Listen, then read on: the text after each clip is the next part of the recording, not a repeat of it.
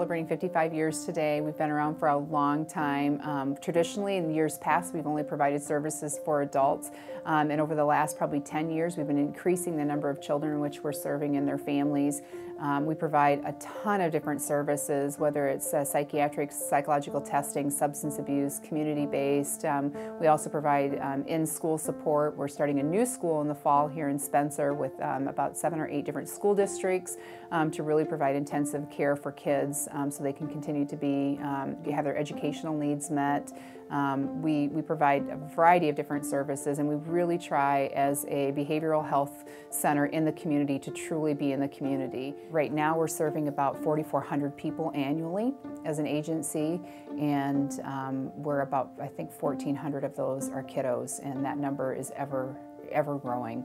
It increases every year that I've been here, and I envision that it's going to increase even more once the Children's Center opens.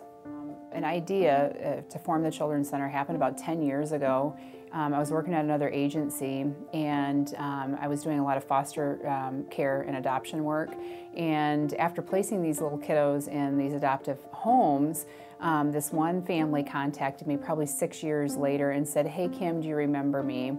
And of course I did, and they said, "You know, I want to talk with you because our son is having a lot of problems. He's in school now, he's really struggling, and we need some services." And internally at the agency that I was working for, they didn't have the services to offer. And so I literally just picked up the phone, started calling all over Northwest Iowa and said, "This is the situation with this little one. The family's really struggling. They need to access services." And basically people said, "Well, we don't offer those types of services. They can get this type of service here, or maybe this type of service here." But there was really no integrated level of care for that child. And it really bothered me. I remember going home thinking something is wrong. As a social worker, we don't have a system of care in place for kids in Northwest Iowa. At that time, I got busy with life, but I always kept thinking about this child, and I had called other people and said, "Hey, let's come together. Let's see if we can figure this out. See if we can, form some type of collaboration or something to better care for our kids." And I couldn't get a lot of traction from others. People were, generally, I think they cared, but it was just that they were really concerned about just serving the people that they had already on their caseloads. I always felt we can do better for our kids and our families in Northwest Iowa. And so when the opportunity to come to Seasons happened and I became the executive director, I knew that once we could figure out kind of the adult services piece, that the fastest growing population was going to be our children, and really preparing and helping these kids to be well-adjusted, well-adaptive, productive members of our community. And so I kind of just started getting groups of people together and said, "Hey, let's see if we can make something work." And out of that, the concept, which had been planted many years earlier, of a regional children's center really started to come to light. And we really worked with schools and juvenile court and DHS and people in the business community and people in the faith community, and said, "We want to do something." And so we purchased a building in Spencer, and we are well on our way to making the Children's Center a reality. When we first met our son, it was a joy, and it was really exciting. And he seemed to fit in well with our family. And it wasn't too long, though, as we had him with foster parents, that we began to have problems. And it was a very frustrating time for us because we couldn't find out through the state or through the DHS, what his needs were. We knew that he was having some counseling, and no one could tell us what the counseling was about, nor could they tell us information about his meds, and it was really frustrating for us. And so at a certain point, we just said, "Stop, let's start over, let's reset, and begin this process all over." And as parents, with a kid that has attachment disorder, all you can do is love, love, love. And still, sometimes it's not enough. I met Bruce when I think he asked me out my first time when I was in 8th grade, and which, of course, is way too young according to us mothers. We dated for several years and were married. He was a farmer. He was a good man. He was very tender-hearted, loved his family. He just loved us. In 1993, it was the year that he passed away. During that winter, it was a tough winter for him, and I can't tell you exactly why it was a tough winter for him. And then in the spring, it was raining a lot and everything, and he was worried about the crops and the animals, and he started having headaches and not sleeping, or sleeping a lot, sleeping more, and just was down in the dumps. And I was in with one of the girls for a regular checkup, and I had said to our doctor, hey, I think Bruce is depressed. What can I do? How can I help him? And he said, if you can get him in, he can just walk in the door. So he was great with that. And so I went home that day and I said, what do you think? He said, yeah, I'll go in. And they told him he had a sinus infection. And so I was like, oh, okay, that would explain the headaches, but you still really, know your husband better than anybody, especially when you've been together for several years, and just not really thinking that was it, but you trust. So anyway, that was how, so it wasn't a long period of time. We basically had a winter that was a struggle for him.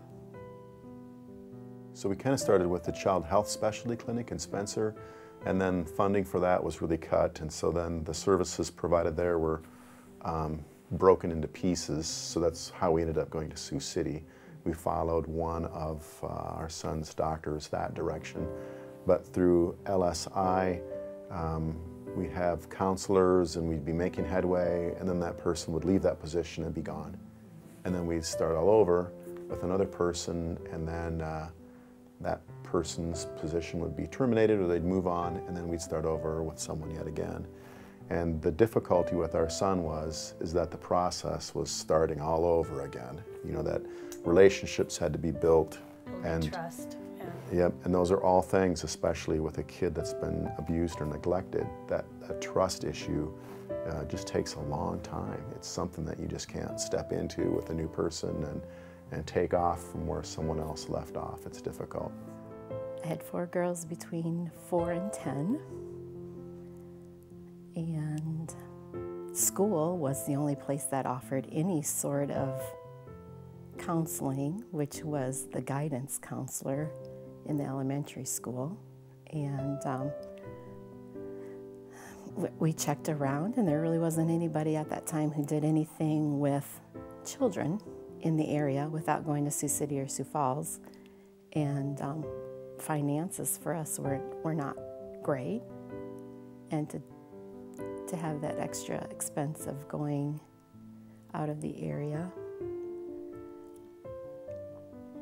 So it was a little bit at school, and this happened in April, so we were done with school in May, and so then that was and then by the time you come back the next year, everybody's moved on to something else, basically. Well, I'd say one thing we need is just consistency, that at least there's some person that has our case all the time that's looking over our shoulders and, getting us that additional support when we need it. I think with suicide, there's a lot of judgmentalism. They look at you and say, what was wrong with you? Why didn't you do something? They maybe don't come out and say it, but they can come and say it just by the way they look at you. Yeah, we are changed now. We're forever going to be changed. We are not ever going to be the same person I was in 1993. I can't be. But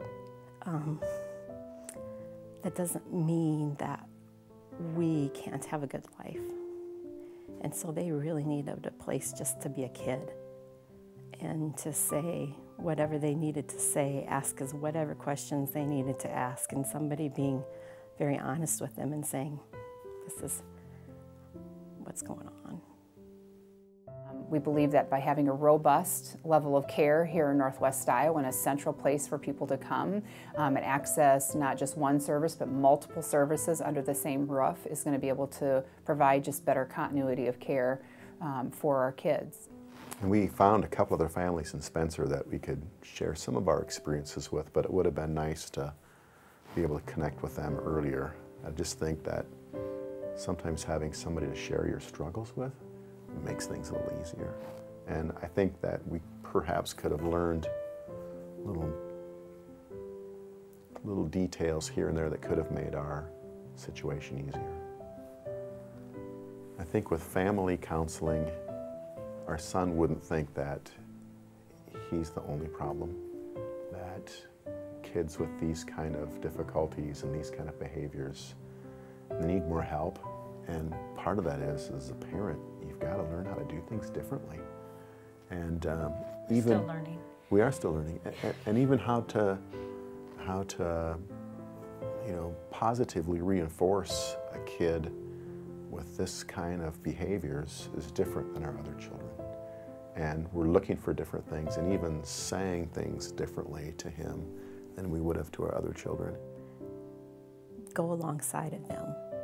Don't make them go alone, but go alongside of them and say, hey, we're just trying to make life better for you. You think of the feelings you go through as an adult when you lose somebody, and then as a child, that's their stability in their world of a parent, and then to have that taken away, removed, however, maybe they don't understand the fullness of it at that moment, but throughout their life they will. It's about providing services to people close to home. We don't have to send people away. We don't have to be sending people to Des Moines or Iowa City or Council Bluffs to be accessing services. We can care for our people right here locally. We can care for our kids and our families right here in Northwest Iowa. And the Children's Center is the first step in being able to do that. And with that is that we need people to financially support this.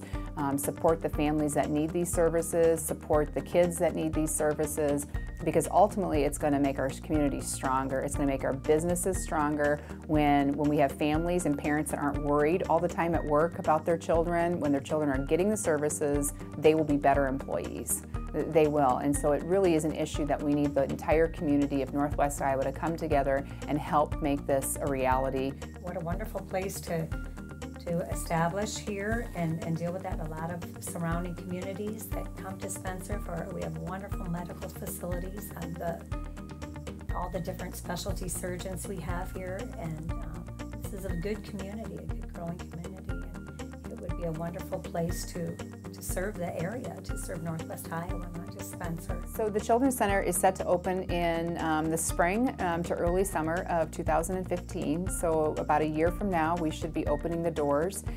It will be all of our children's services will be housed at the Children's Center. So it's 2 floors. It's a 9,000 square foot building.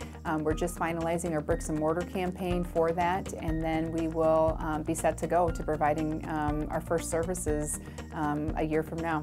I just want to thank everyone who has given to Seasons over the last several months. It's been just really rewarding to see people come together and support this, the Children's Center, and the work in which we're doing for children and families. And for those who are considering giving, I want to just sincerely thank you in advance for doing this, because you are indeed touching the lives of numerous children and their families, and you're strengthening your communities by doing that, so thank you.